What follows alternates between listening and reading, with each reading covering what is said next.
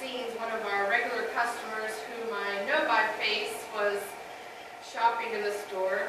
There was really nothing different about her visit to the store for her or for me. I greeted her as I try to do to each and every one as they come through our doors.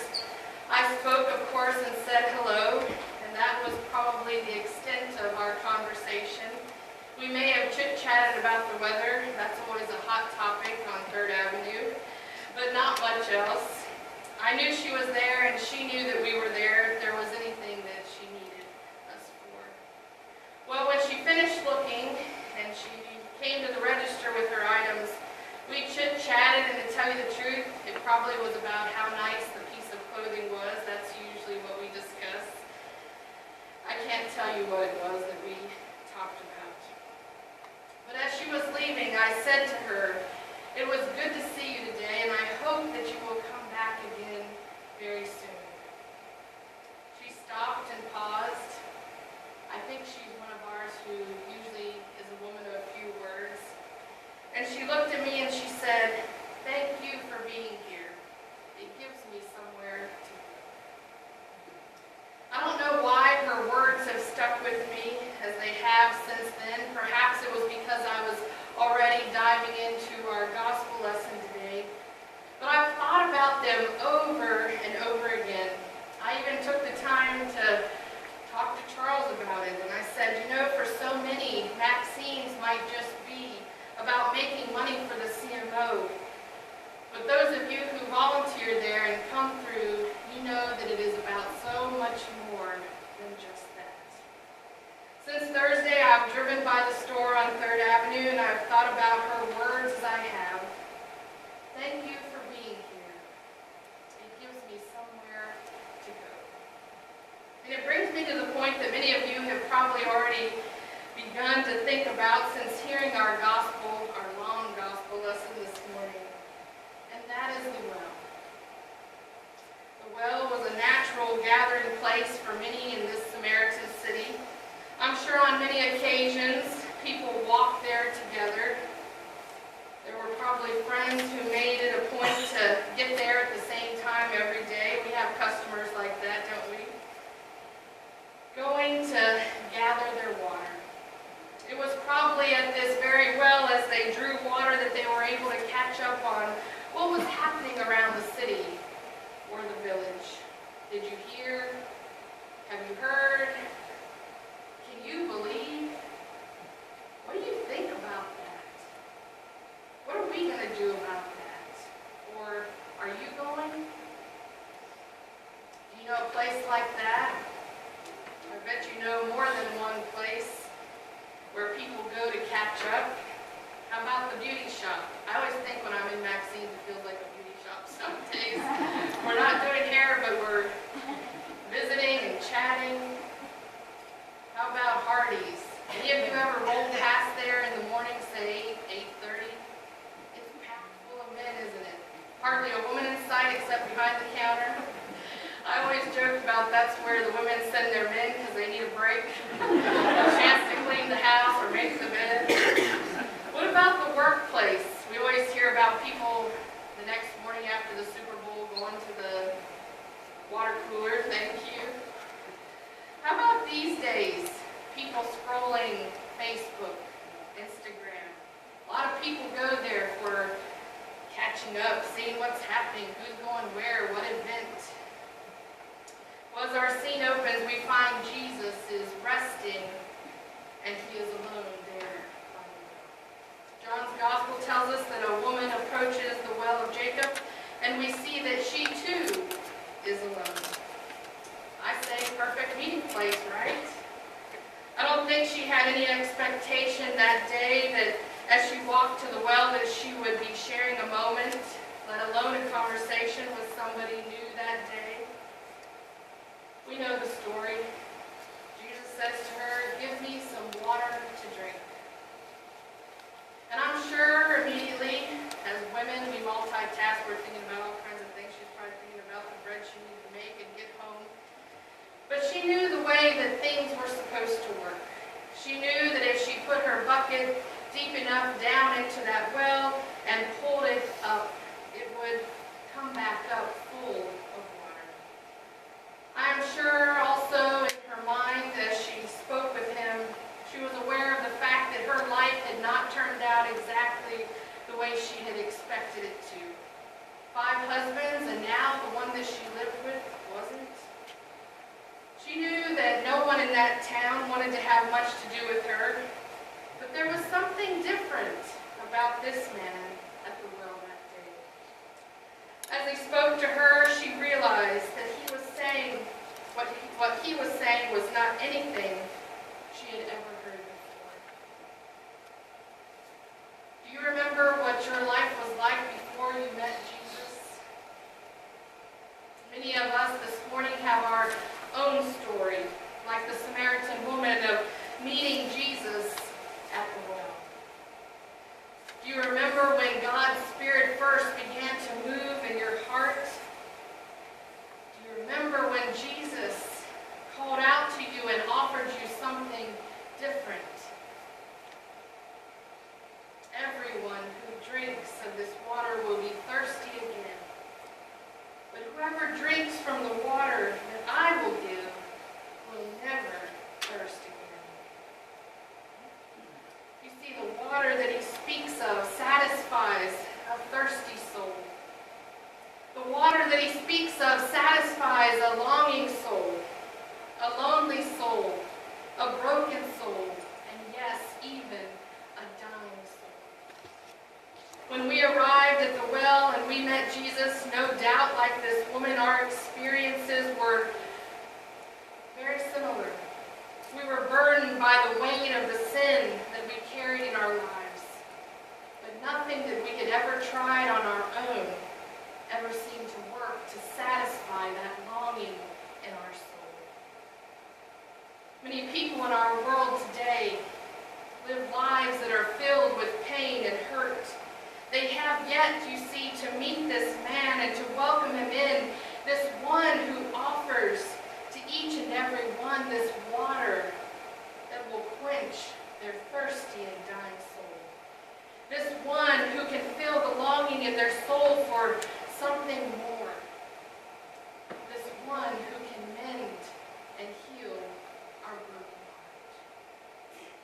Let's face it, this world is full of sin and people who are lost, thirsty, and broken. They are so desperate. They are so desperately in need of Jesus. And I want to tell you, they are all around us. They are in our community, in our neighborhoods, in our church, in our moms group. They come through our doors at Maxine's. They're in our schools. And yes, even in our government. You see, one of the things that I have struggled with for many years was figuring out what it was that made me worthy to come to this well. What did I have to offer? What could I give to this one who was offering me my very life? You know that before you ever came to the well, that God's grace was at work in your life. Before the Samaritan woman met Jesus that day at the well, his grace and love was already at work in her life.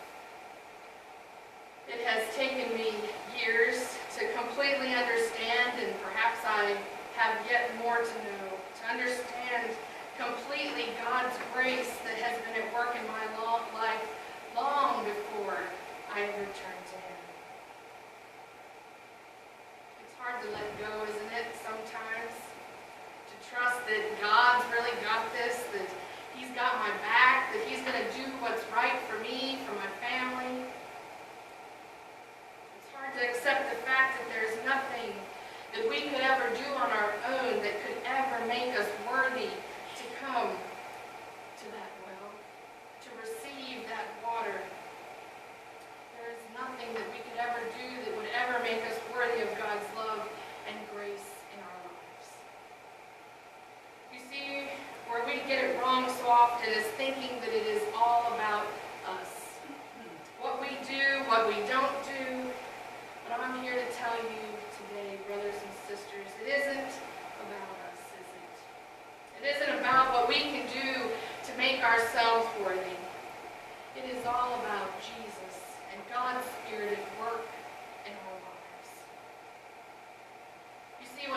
met Jesus and we come face to face with the Savior of the world, we can never be the same. It changes us. It calls us to something more. He calls us to love. You know, for whatever reason, as I was preparing for today, I kept being drawn back to two specific things in this passage. And I'd like to say that they're probably things that I hadn't really focused on before. You get the whole scripture from John, you start thinking, oh, the woman at the well, she was full of sin, he came, did his thing.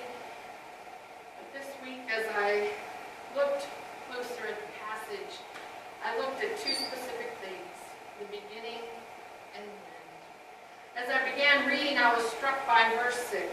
We've heard it today, which reads, Jacob's well was there. Jesus was tired from his journey, so he sat down at the well. It was about noon. Jesus was tired. It struck me as I read it partly as odd. I don't know how many of you ever think about Jesus being tired. I kind of think of him as one of those that just keeps going and going like the Energizing Bunny. But as I read it, I too was tired. Here we find him sitting by the well, waiting. He wasn't trying to draw anything for himself out of that well. He wasn't off with his disciples trying to buy food in the city. He was simply sitting, waiting by the well.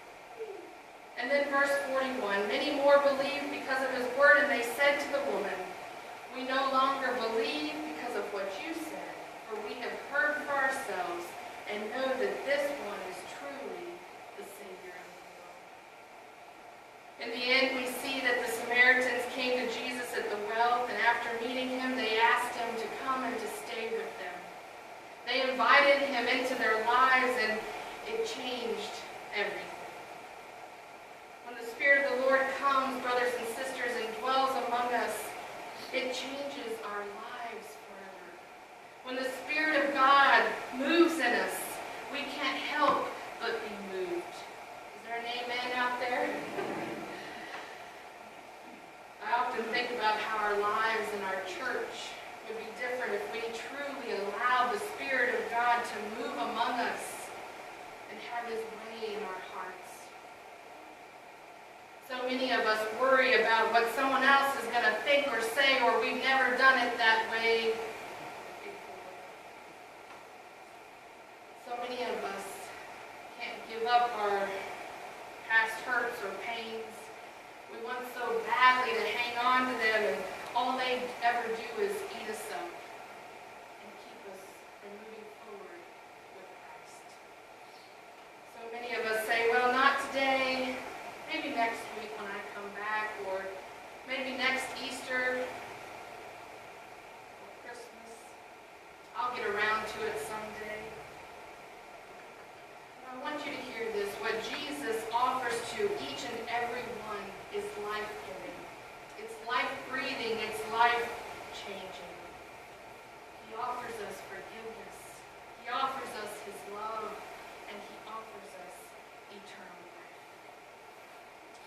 If you're here today and you've been thinking about making the decision to follow Christ, and you have never come up to the well before, the well of living water, but you want to today, I say to you, welcome home. Perhaps you're here today and you've been to the well before. You made a commitment in your heart years ago to follow Christ, but for whatever reason, you just haven't been feeling very close to God lately. You manage to make it to church when you can, but really you're longing for something more in your life. I encourage you as we go to prayer to tell him that exact thing today. Ask him to draw near to you. He will. Perhaps you're here today and you've been following hard after Christ for a really long time, and you have your moments, okay? You get tired. I want to encourage you to sit down by the well and spend time with Jesus. While you're there, a delicious drink from the well that never runs dry. There are days that I find myself singing as I'm getting ready. Many of you do that. I was going to say shower, but I didn't want to go there. I'm saying it now. It's probably one of the only moments I have in my day that's maybe completely alone, where I have time to call out to God in my own way. Yesterday, as I was getting ready for a few days before and today, the song that's been on my heart and that I picked for us to sing today is Spirit of the Living God. Spirit of the living God, fall fresh on me. Melt me, mold me, use me. Spirit of the living God, fall fresh on me. Thank God He is there to do just that. Amen. Each and every day. Thank you, Lord, for being here and giving us a place to go. I'm going to invite Dana to come. I kind of maybe do things not exactly the way Charles does, but that's okay because I'm not Charles. I decided I wanted to flip the songs we had. He touched me, and we're going to move instead to Spirit of the Living God. And I want to invite you all to stay seated. You don't have to stand up. I'm just going to use this as our prayerful response to what we've heard today, to God's Word. And it is on page 393. I put Spirit of the Loving